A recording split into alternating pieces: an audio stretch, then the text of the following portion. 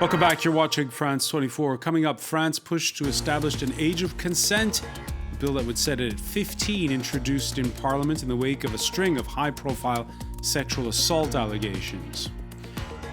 May Day for the aviation industry. Air France expected to cut 6,000 more jobs. France's national carrier, along with Airbus, both announced billions in losses. We'll have all the day's business with Kate Moody. And in sports, Serena Williams in tears. Her dream of a record-equaling 24th Grand Slam title once again deferred as Japan's Naomi Osaka prevails in straight sets in the semifinals of the Australian Open.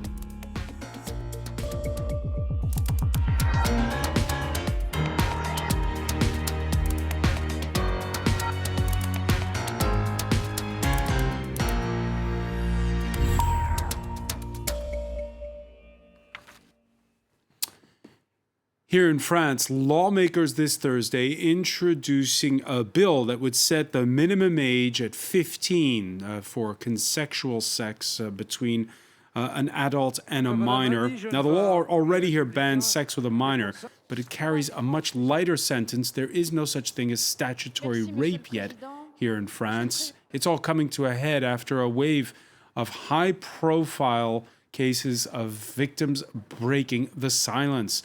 Jean-Émile Jamin has more.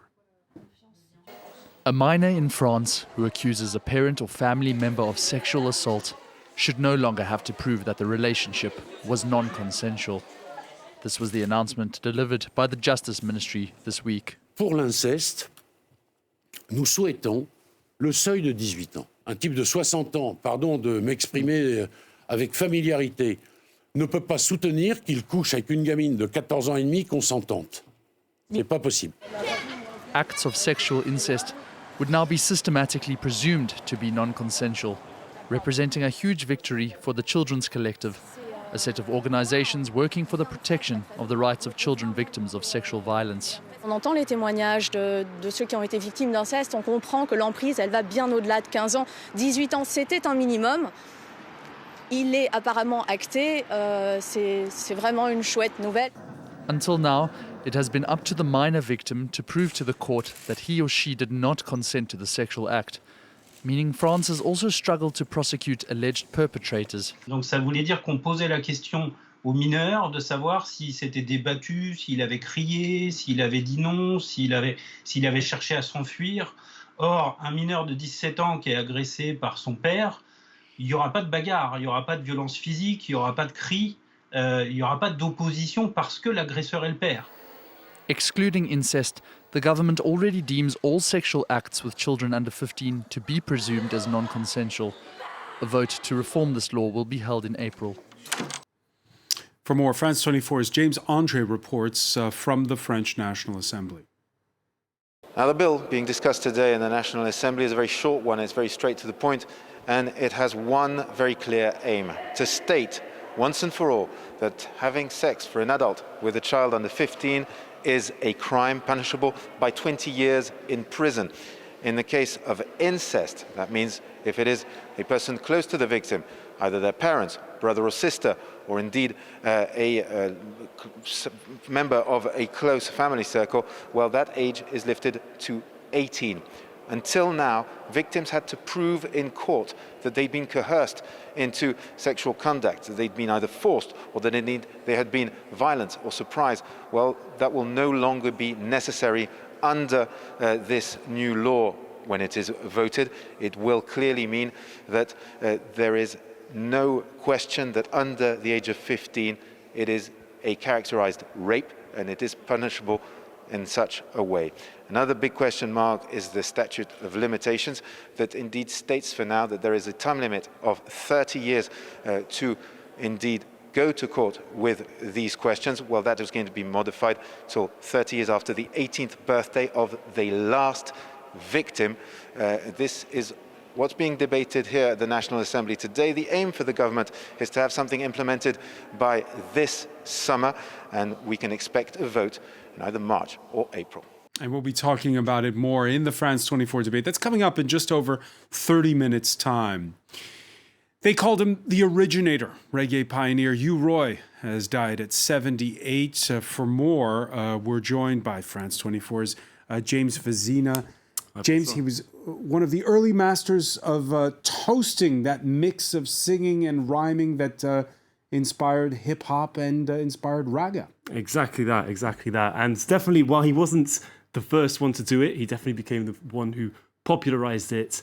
And in a sense, for what toasting actually is, it's the idea of half singing, half talking over an instrumental of a reggae tune. So what would happen? You'd be in the dance. You'd have the DJ who would be playing one side of the record, and on the other side, on any reggae record, is you're going to have the version or the dub. At that time was the version, and basically what U-Roy would start doing is singing over that, getting crowds' attention, and basically galvanizing the audience.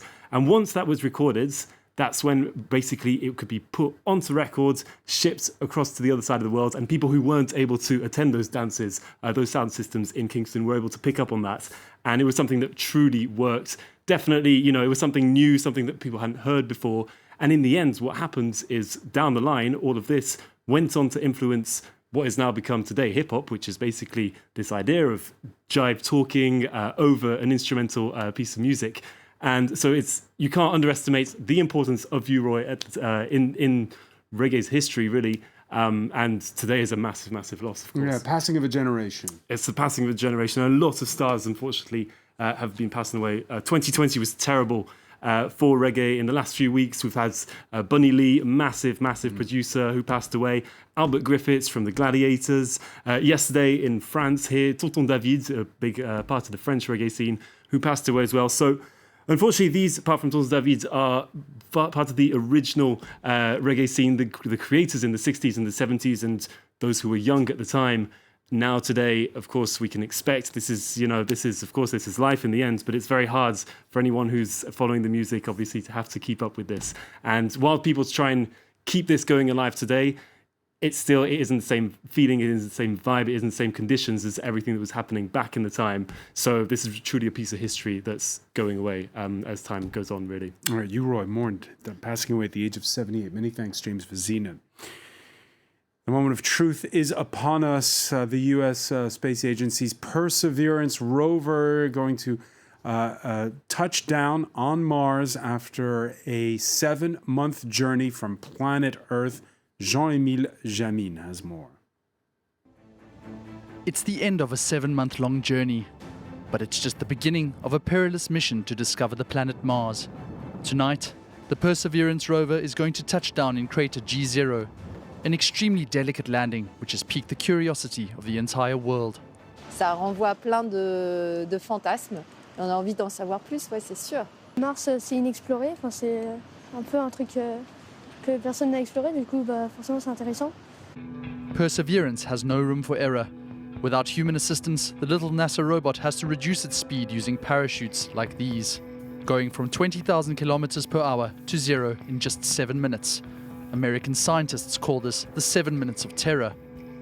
On board, the rover is full of complex technology, like this very fragile tube used for taking ground samples from the Martian surface. It's a whole day, then 7 minutes, then a soft landing. It should be soft because touching down on the face of Mars can be violent. It's a highly sensitive instrument with optical alignments, so it needs a gentle touch for everything to work well. Landing and takeoff are moments filled with dread. Each time, engineers shield their eyes, like here in 1997, when the rocket Ariane took flight. On Mars, operations such as these are always a high risk. All agencies together have succeeded in just 40% of Mars landings, so this climate is quite difficult. We hope it works. The return of the mission is planned for 2030. Before then, it will hope to answer one key question: if life has ever existed on the Red Planet.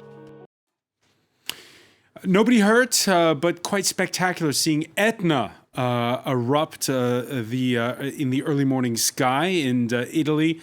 The volcano, which has had bigger activity than most of late in the last few weeks. The ash precipitation shutting down the nearby airport in Catania, Sicily.